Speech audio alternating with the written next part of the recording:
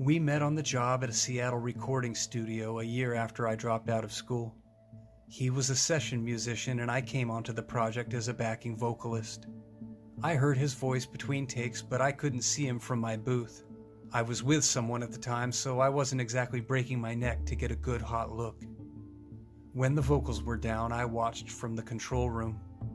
The band ran through more takes and Vincent sat with his back toward the glass, hooked one heel in the rungs under his stool and tapped tempo on a thick remnant of red carpet. He did everything the producer wanted, cutting fresh new slices of sound from the same sheet of music every time after time, opened up the spaces between the notes and went there.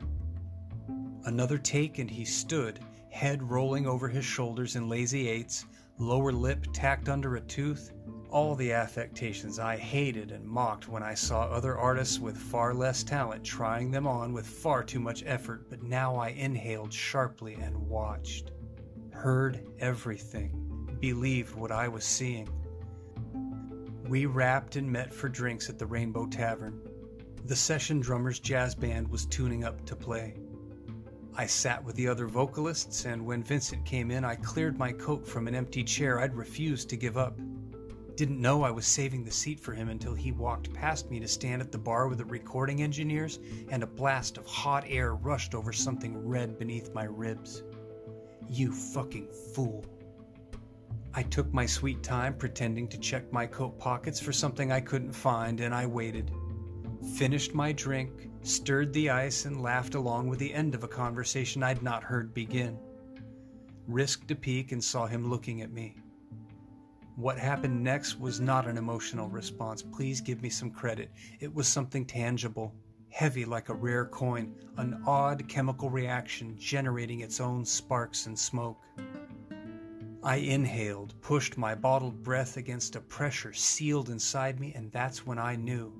That look created something, connected us. I didn't know his name, but all at once it was clear that we were now two parts of a new and unknown one.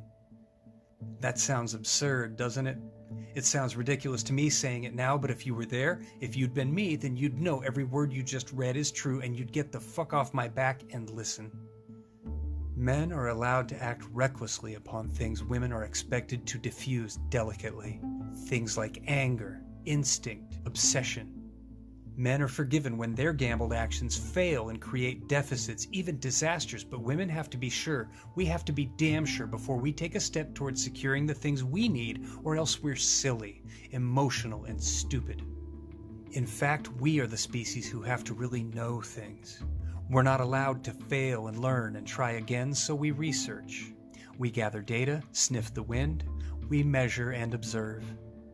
In a crowded room, an airport terminal, a restaurant, I can spot a couple and I know when they have it. Something real, but I won't call it love because that word means different things to different people.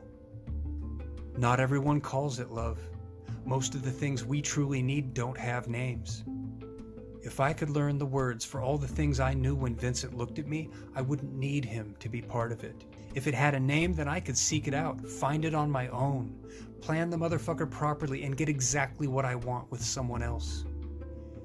He sat beside me, said nothing, didn't look at me as he reached and ran one hand into my hair, slowly pulled his fingers through.